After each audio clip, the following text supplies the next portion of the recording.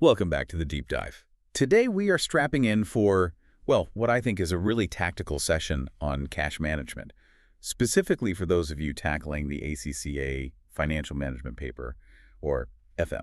That's right. And our mission today is very specific. We want to get past the basic mechanics of it. We're not just going to be talking about how to fill out a cash budget pro forma. No. We want to focus on the commercial logic. It's all about those written, discussion-based questions. I mean, that's where the high marks really are in the FM exam, isn't it? It is. It's where you show you can think like a manager, not just a bookkeeper. Exactly. It's about demonstrating that, you understand the why behind the numbers. Yeah, that makes sense.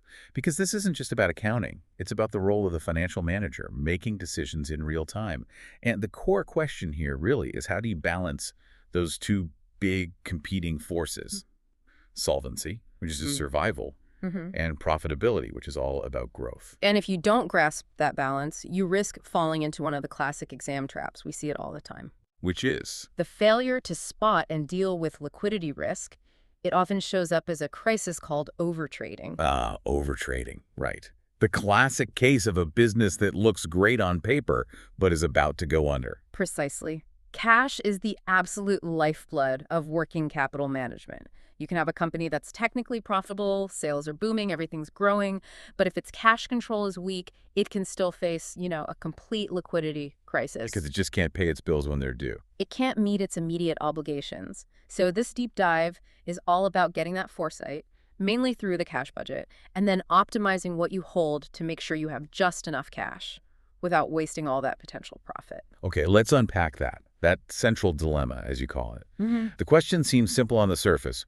How much cash should a company hold? It does seem simple. We know the answer can't be zero, obviously. You need money for daily operations, maybe a little buffer for surprises. But at the same time, you can't just have too much sitting around either. And that idea of too much is where the opportunity cost comes in. That's the tension. You've got these two competing needs. On one hand, if a company holds a huge amount of cash just sitting there in a current account, Right. it maximizes its liquidity. It's very safe. It can pay any bill anytime. It will survive. But at the same time, it is sacrificing profit. Because that cash isn't doing anything. It's not working for the business. It's earning next to nothing. So the opportunity cost is huge. It's not being put to productive use. And the flip side is, if the manager is really aggressive, takes all that spare cash and plows it into investments to chase higher returns. Then you're maximizing potential profit. Yeah. But you are, by definition, reducing your immediate liquidity, and that opens the company up to risk. What kind of risk exactly? The risk of not being able to meet a sudden debt payment or, a supplier demanding cash up front.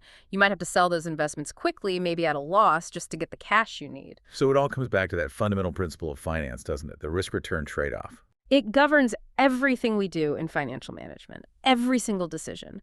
It's useful to think about it from the perspective of, say, the people who provide the finance. Lenders and shareholders. Exactly. Think about lenders, the debt holders. They accept less risk. They have a contract, they get fixed interest payments, and they're often secured on assets. Their position is legally protected. So they demand a lower return. A much lower return. And on top of that, the interest is usually tax deductible for the company, which makes the net cost of debt even cheaper. Okay, now contrast that with shareholders, equity investors. They're the real risk takers here. Their returns, the dividends, they fluctuate. They might not get paid at all if profits aren't there. And if the company goes bust, they're last in line to get their money back. So because their risk is so much higher? They demand a much, much higher rate of return. That's the cost of equity. Okay, so how does that analogy apply to a company just managing its own internal cash? Well, the decision of where to hold that cash is like an investment decision. If you leave it in a bank deposit account or put it into, say, short-term government securities like treasury stock, that's very low risk. Capital preservation. It's all about capital preservation. And so you get a very low return. It might not even beat inflation. But if you move up that risk ladder a bit... If the company has a short-term surplus and decides to invest in, let's say, highly marketable blue chip shares or commercial paper from another big firm, you're taking on a bit more market risk. But you're doing it for a potentially higher return. That's the only justification. More risk demands more reward. If you can't get that extra reward, there's no point taking the risk. But if you do take it, you have to be ready for the drop in immediate liquidity. And this choice between safety and return leads us right back to that danger zone you mentioned. Relying too much on short-term finance when things go wrong. It does. I mean, things like an overdraft or even just delaying payments to your suppliers. They're often used to manage temporary cash shortfalls, Yeah. but they introduce a huge amount of liquidity risk. Why is that? I mean, it often looks cheaper than taking out a long-term loan. It does look cheaper on the surface, but the crucial point, and you must highlight this for the examiner, is that this kind of finance is inherently risky because it's often repayable on demand. That's the killer phrase, isn't it? Repayable on demand. It's the dagger, as you said. Mhm. If the bank suddenly calls in that overdraft because, their own risk appetite has changed or market conditions have worsened and you don't have the cash reserves, you're facing an immediate existential crisis. What seemed convenient becomes a massive liability. A huge one. And that structural weakness is exactly why examiners love testing the working capital ratios. The current ratio and the quick ratio. Yes, and we need to be crystal clear on the difference, conceptually. So the current ratio is just your current assets divided by your current liabilities. It's a broad brush look at whether you can cover your short-term debts. Correct. It's a good starting point. But the quick ratio, or the acid test, as it's sometimes called, goes a step further. It removes inventory from your current assets before doing the calculation. And why do we take out inventory? Because, simply put, it's usually the hardest and slowest of all the current assets to turn into actual cash. You have to find a buyer, sell it, deliver it, invoice for it, and then wait to get paid. Right? So by stripping it out, the quick ratio gives you a much tougher, more immediate view of a company's liquidity. So a company could look fine on the current ratio because it's got warehouses full of stock, Exactly. but the quick ratio could be flashing a massive red warning light. And that requires urgent investigation. Now, a ratio below 1 isn't always a disaster. A fast-moving retailer might be fine, but it definitely flags that you need really quick cash conversion strategies. And this whole discussion leads us to that big pitfall for students: overtrading. Let's really get into that because this is such a critical point for the exam. What does overtrading actually look like in practice?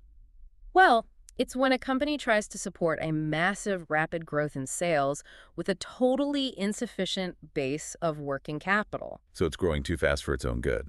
In a nutshell, yes. And it often happens because the company is financing its long-term expansion, buying new machines, new buildings with short-term money, things like overdrafts or just leaning really heavily on their suppliers. Can you give us a sort of story, an example of how that would play out? Sure. Imagine a small, successful tech company. Their sales are doubling every year, so profit looks amazing on the income statement. To keep up, they invest in a new office building and a load of new computer equipment. These are non-current long-term assets. And they finance them how? Maybe with some cash from sales, but mostly by maxing out their overdraft and stretching their supplier credit to the limit. Now, to support the sales boom, they also need way more current assets, more inventory of parts, a much bigger accounts receivable balance. Because they're selling to more customers on credit. Exactly. And they've hired more staff who need paying every month. If they haven't raised proper long-term capital to fund this increase in working capital, then all that profit they're making is basically meaningless from a cash perspective. Because the timing is all wrong. Yeah. The cash is locked up. It's sitting in inventory, or it's stuck in invoices that won't be paid for 60 or 90 days. Right. Meanwhile, their short-term debts, wages, rent, overdraft interest, they're all due now. Their current liabilities are ballooning while their liquid assets are not. They hit a cash crunch. A severe one. It forces them into a desperate scramble for funds, and the only real solution at that point is a painful one. They have to go out and raise more long-term finance, maybe issue new shares from a position of weakness just to stabilize things. So the key lesson for the exam Is that profit does not equal cash. Profit doesn't guarantee survival. Liquidity does. Understanding that difference is what separates a pass from a really high mark. Okay, that's a very clear warning. So if that's the risk, let's talk about the tools. What do we use to manage this? I'm guessing the cash budget is front and center here. It's the most important operational tool there is, I would argue. It provides that crucial foresight. It's your early warning system for everything we've just discussed. It's forcing you to look ahead, month by month, and translate your plans, your sales forecasts, your purchasing, into actual cash movements. not accounting profit. The timing, that's what it's all about. It predicts the timing of cash inflows and outflows. And for the FM exam, look, the value is way beyond just filling in the boxes on the pro forma. You have to see the calculation as just the starting point. It's the groundwork for the main event, which is the commentary. The examiner needs you to analyze the implications of those closing balances you've just calculated. So the whole point is to spot a potential deficit or a surplus in advance, with enough time to actually do something about it. Yes, exactly. To have time to arrange that overdraft or plan for a profitable short-term investment. And this is where that common student mistake comes in. They do the math and then just stop. They stop. They present the numbers perfectly, but then there's nothing. No analysis, no practical commercial solutions to the problem they've just identified. The numbers have to lead to actions. Okay, let's take the worst case scenario first. The budget shows a deficit, a negative cash balance looming in 3 months' time. What does an examiner want to see in the discussion? You need to structure your answer. Break it down into, first, immediate tactical actions to plug the gap, and second, more strategic internal reviews to fix the root cause. So, immediate actions, what are we talking about? We're talking about quick funding. The most obvious one is to use a prearranged overdraft facility. We've talked about the risk. It's repayable on demand, but for a temporary forecasted shortfall, its flexibility is perfect. Assuming you have one in place, of course. What if you want to avoid going to the bank? Are there other quick fixes? There are. You could look at selling any genuinely surplus assets, an old machine, some vehicles you don't need anymore. A more drastic but very effective option is a sale and leaseback. How does that work? You sell an asset you still need, like your factory or your head office building, to a financial institution. You get a big lump of cash immediately. Then you sign a long-term lease to rent it back from them. So you get the cash, but you can still use the asset. Precisely. It's a very fast way to unlock capital tied up in fixed assets. But of course, you have to weigh that immediate cash injection against the cost of the lease payments over many years. So those are the tactical fixes, the firefighting. Yeah. But the real high-level marks come from discussing the strategic changes. Right. Tackling the cause of the fire. Absolutely. This is where you show real financial management insight. A strategic review means looking at operational changes to speed up your cash inflows or slow down your outflows. You're trying to optimize the whole working capital cycle. So things like chasing your customers harder for payment. Improving receivables collection, yes. But also, can you negotiate longer payment terms with your own suppliers? Can you go from paying them in 30 days to paying in 60? What about inventory? A critical review of inventory policy is vital. Maybe moving towards a just-in-time system to stop tying up so much cash and stock sitting in a warehouse. And then there's controlling your discretionary spending, things like non-essential overtime, a freeze on hiring, cutting back on marketing. So the financial manager is really stepping into an operational role here, demanding efficiency across the whole business. They have to. The goal is to structurally improve the cash flow cycle so you don't need to keep relying on risky short-term finance. Making those points shows you see the bigger picture. Okay, now for the nicer problem to have, a cash surplus. The budget shows you're going to have a pile of cash sitting there. But as we said, that's not a good thing if it's idle. It's an opportunity cost. It's actively destroying shareholder wealth if it's just sitting in a current account earning 0.1%. So it needs active management. And the decision on where to put that money, what does that depend on? It depends entirely on one thing: the expected duration of the surplus. How long can you afford to put that money away for? Matching the investment to that time horizon is probably the single most important piece of commercial awareness you can demonstrate to the examiner. Right. This is where it really moves away from just accounting and into something more like internal fund management. We've got the surplus. Now we decide what to do with it based on when we might need it back. And you have to draw a very clear line between short-term surpluses and long-term surpluses. The strategy for each is completely different because the risk you're willing to take is different. Okay, let's start with the short-term surplus. The budget says we'll have extra cash for the next, say, 6 to 12 months before we need it for a big tax bill or something. What are the priorities? Liquidity and safety. That's it. You have to get that money back so you are not chasing high returns. The risk has to be absolutely minimal. And the very first thing you should do is look internally, isn't it? Always. Before you even think about an external investment, your number one priority is to pay down any existing expensive debt. Clear that overdraft. Pay off any high-interest short-term loans. Why is that the best option? Because the interest you save is effectively a guaranteed risk-free return, and that rate you're saving is often much higher than any return you could get on a safe short-term deposit. It's a no-brainer. Okay, so once you've cleared the expensive debt, where does the rest of the short-term cash go? Into highly marketable, low-risk assets. So we're talking about things like short-term government debt, treasury stock, or high-interest bank deposit accounts that still give you quick access. You mentioned blue chip shares earlier. Are they really safe? Well, they're higher risk than government debt, for sure. But the key here is marketability and low volatility. The idea isn't to chase growth, it's to know that if you suddenly need that cash back tomorrow, you can sell those shares instantly without taking a massive hit. The primary goal is preserving the capital and keeping it accessible. Got it. Now let's switch completely. The long-term surplus. The budget shows we have cash we genuinely don't need for the next 3, 4, 5 years. The objective here must be totally different. It shifts entirely. You're no longer worried about short-term liquidity. The goal now is to maximize shareholder wealth, to create value. This is where the financial manager really earns their salary. So we're moving out of working capital management and into corporate finance strategy, That's the leap you have to make in your answer, and the options here are the big strategic ones. such as, Well, you could invest in new, profitable, long-term projects. This is where you'd be using capital investment appraisal techniques like net present value, which is all based on cash flows. you could buy another company. Mergers and acquisitions, Yeah. exactly, to gain market share or new technology. Or if you can't find any good projects, you have to return the cash to the shareholders.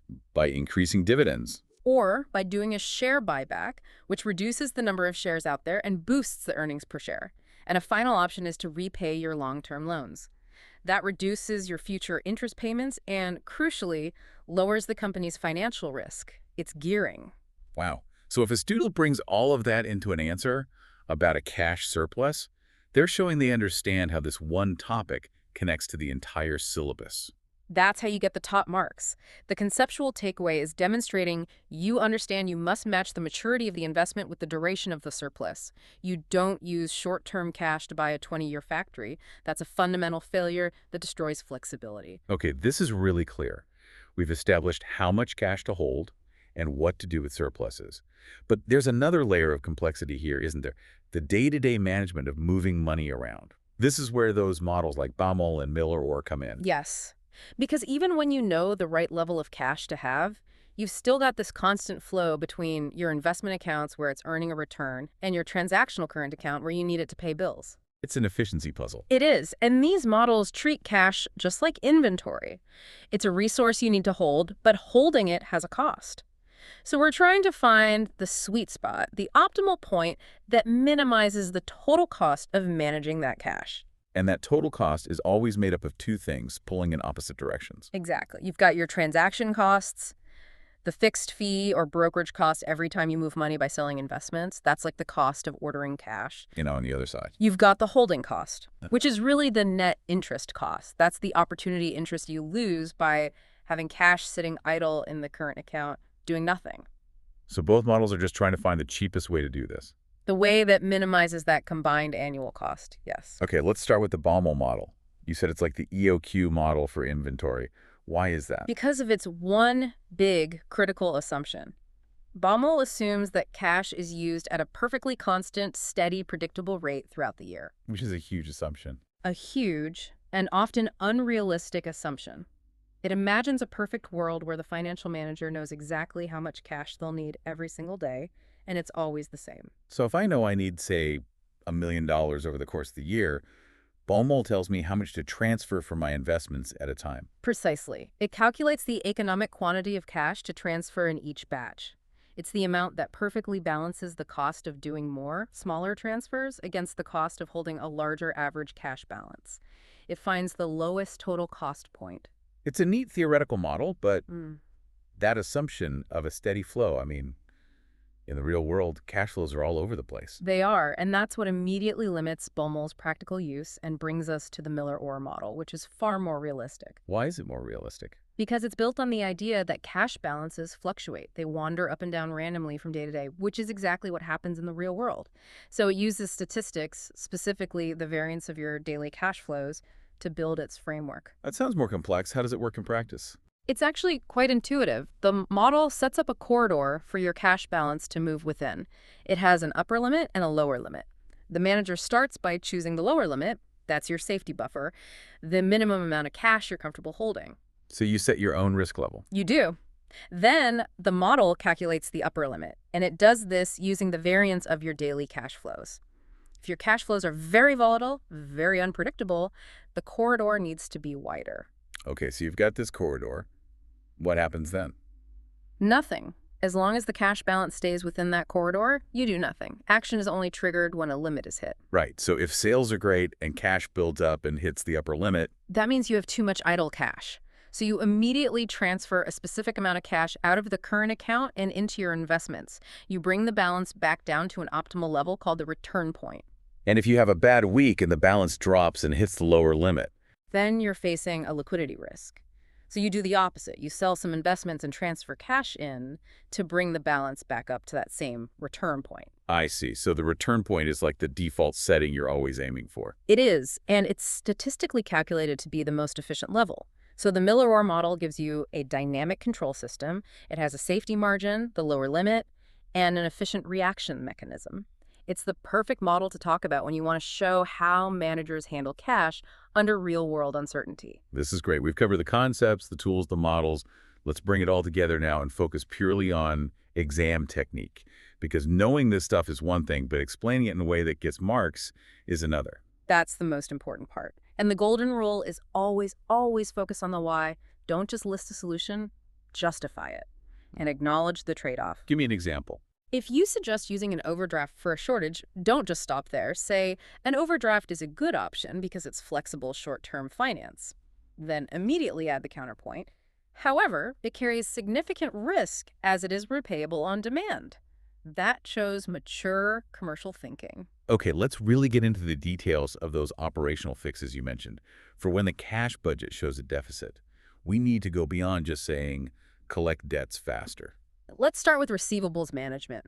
The most common tool here is offering a settlement discount. You can't just say offer a discount. You have to explain the financial logic, right? You have to explain the calculation, even if you don't do the numbers. You have to compare the two costs. On one side is the cost of giving the discount, say 2% if they pay in 10 days instead of 30. On the other side is the company's cost of borrowing, usually its overdraft rate. And the logic is? The logic is this. The discount makes customers pay you earlier. That reduces your average receivables, which means you need to borrow less on your overdraft. If the money you save on overdraft interest is more than the money you gave away in the discount, then offering the discount was a profitable decision. That's a fantastic high-level point to make. What about something more radical, like factoring? Factoring is a great one to bring in. It's where you sell your receivables ledger to a third-party finance company. You should explain the different types. You can have a basic service where they just manage collections for you. Or they can advance you the cash. Yes, that's the key benefit. They can advance you up to, say, 80% of the invoice value the moment you issue it. Instant cash flow. And the premium service is non-recourse factoring. What does non-recourse mean? It means the factor takes on the risk of the bad debt. If your customer never pays, the factor takes the loss, not you. So it's not just a source of finance, it's also a form of credit insurance. Hugely valuable.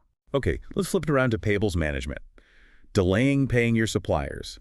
It feels like free money, but it's not, is it? It's often the most expensive form of finance a company uses, and they don't even realize it. If your supplier offers you a discount for paying early, say 1% for paying in 15 days instead of 45, you have to think about what it costs you to not take that discount. So by delaying payment, you're effectively taking a loan from your supplier. And you must talk about calculating the effective annual interest rate of that loan. It's often shockingly high. I mean, it can be equivalent to an annual interest rate of 30–40% or more. Wow. So the commercial decision is simple. If that effective rate is higher than your overdraft rate, you should absolutely pay early to get the discount, even if you have to use your overdraft to do it. It's cheaper. Finally, let's link this to inventory management and operations with things like just-in-time or JIT. Right. The goal with inventory is to minimize the cash you have tied up in stock. JIT is the ultimate expression of this. You hold minimal inventory, and materials arrive just as you need them for production. But to get the marks, you can't just name-drop JIT. You have to explain the conditions needed to make it work. You do. For it to work, you need incredibly reliable suppliers who can deliver high-quality materials quickly and flexibly. Your whole production system has to be re-engineered around this. The reliance on suppliers becomes a huge risk. A critical risk. If one supplier fails to deliver, your entire production line can grind to a halt because you have no buffer stock. So you need tight contracts, strong relationships. It's a massive operational shift, not just a financial one. And all of these working capital decisions, they all feed back into the bigger picture, the overall strategy of the firm. You must always try to make that link back to strategy. A healthy cash position gives you options. The cash surpluses you generate are what fund your big capital investment projects. Remember, your NPV calculations are based on cash flows, not profits. And it affects your capital structure decisions too. Absolutely. The decision about how much debt to take on your gearing is influenced by the fact that debt interest is tax deductible, which makes it cheaper. But you can only take advantage of that cheaper debt if you have the strong, reliable cash flow needed to make the interest payments without fail. So if we had to boil it all down, the ultimate takeaway for the exam is what? That cash management isn't just counting money, it's proactive risk management, it's optimization, and it's all grounded in that one fundamental tension: liquidity versus profitability. If you can frame every answer around that trade-off, justifying your points with commercial logic, you can handle any discussion question they throw at you. That was an incredibly comprehensive deep dive. We've gone all the way from the foundational ideas of risk and return through the practical tools like cash budgets and into the strategic thinking behind the models and operational fixes. That was fantastic. Well, the key thing to remember is that confidence in this paper really comes from that conceptual clarity. If you truly understand why firms hold cash, why the duration of a surplus matters so much, and how the models try to balance costs and risks, you're ready. You're not just reciting facts, you're applying real commercial insight. And just as a final thought to leave you with, a little something to mull over, we've said that the net present value calculation for a huge project depends entirely on forecasting future cash flows. And we've said the cash budget is our best tool for short-term forecasting. Yeah. So what happens to that multi-million-dollar long-term strategy if the assumptions in your short-term cash budget turn out to be completely wrong?